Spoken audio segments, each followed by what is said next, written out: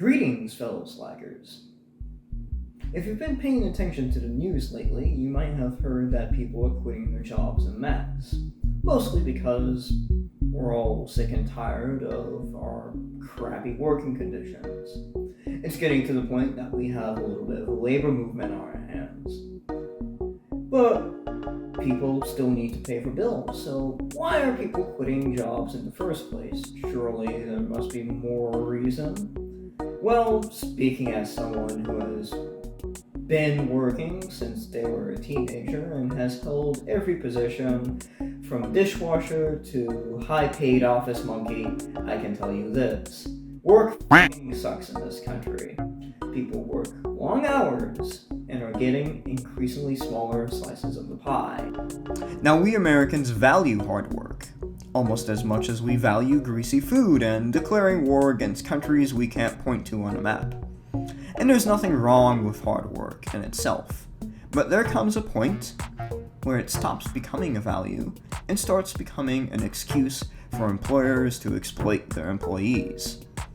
America has a very toxic relationship with work, and it's killing us literally. The average American is in dire need of a break. It's time for change. It's time for a 4-day work week. Back in the 1930s, economist and overall math nerd John Maynard Keynes predicted that by the 21st century, increases in productivity would reduce the work week to a measly 15 hours. Keynes ended up being partially correct.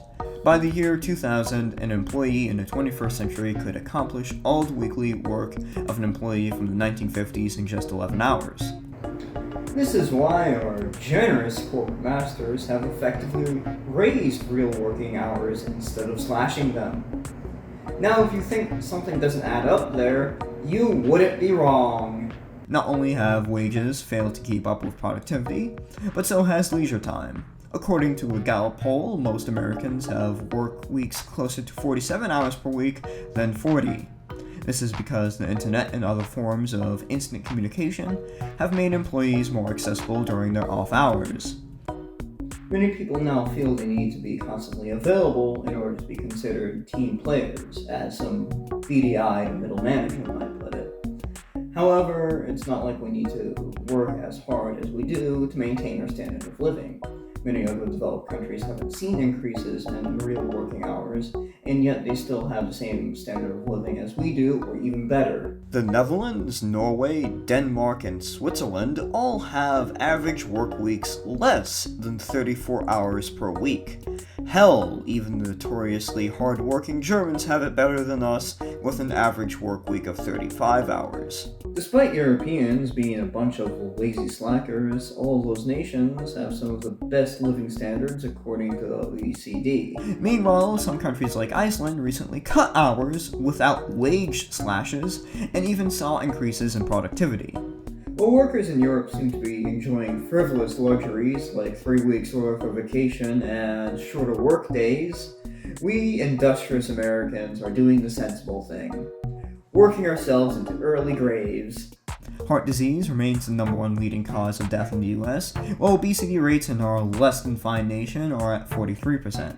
Both of these issues have studies finding correlations between such health problems and overworking, so it's not like our love affair with the McRib is entirely to blame. But if you don't take my word for it, you can take the word of Dr. Vixmere Owens, a professor of psychology at the University of the District of Columbia. Dr. Owens has studied hypertension, diabetes, and how these diseases affect the American workplace. So the physiological changes that we see related to stress take place in our heart rate, in changes to blood pressure, increased sweating, perspirations, increased muscle tension. Sometimes you have heart palpitations, or what we call speedy heart, and all of these physiological symptoms are associated with the health concerns that you've mentioned, like hypertension and heart disease. And so basically the American culture tends to encourage feelings of stress, because people, when asked what about the workplace is more stressful, individuals oftentimes report feelings of frustration or resentment feeling dissatisfied with their job, so having to do jobs that maybe they don't like, having a poor work-life balance, having poor social networks, not enjoying their jobs or being bored. So basically it's the work climate or the work culture that is contributing to the stress. Work stress clearly has a negative impact on our health, and the American work culture only enables it. We Americans therefore need a way to help manage the health effects of our stressful lifestyles. More exercise is the obvious solution here, but a poor work-life balance can make that a hard sell. Despite the prevalence of our cholesterol-stuffed public health crises, many of us say that we just don't have enough time to exercise. In fact, one study shows that a lack of time is the biggest barrier to starting an exercise routine. Another one shows that free time is more important for exercise than having money. Wow, it's almost as if most of us are too exhausted to do strenuous activity after 7 hours of work and a f***ing commute. Now, in all fairness, most Americans do have some free time after work. However, even in those instances, people typically have other obligations, some of which might complicate how we care for ourselves physically. Even though the clock-in time might be 7 to 8 hours, it is not unusual for individuals to take work home. And so work actually begins before you clock into your job, and work actually ends after you clock in. In addition to that is the fact that we take on multiple roles. So aside from working or formal working, you might be engaged in community activity, have children to take care of, have maybe parents and loved ones to take care of, other responsibilities. And so really the fact that work is taking up most of your awake hours, it's reasonable to say that you don't have time. Overworking isn't just killing us, however, it's also killing this ball of blue and green that we call home. See, going to work takes energy. Energy is spent commuting to work, commuting from work, keeping offices cool or warm, keeping the lights on, and running the Keurig so everyone can get their disappointing cup of coffee. This creates millions, if not billions of tons of CO2 as a result. However, as it turns out, and you'll never believe this, so drumroll please, it turns out that working less significantly reduces our CO2 emissions as a result. Yep, according to a study conducted by the University of Massachusetts Amherst, cutting a full day of work can reduce our carbon footprint by as much as 30%. However, it isn't all economics and statistics. There are also some touchy-feely philosophical reasons for a shorter work week as well. See, work creates opportunity costs for things that matter to us. The constant cycle of work means there is literally less time in the day for the crap that makes us human. Things like spending time with friends and family, involving ourselves in our communities and politics, pursuing hobbies, and even bettering ourselves through exercise and education. Time for these pursuits are taken away from us by work.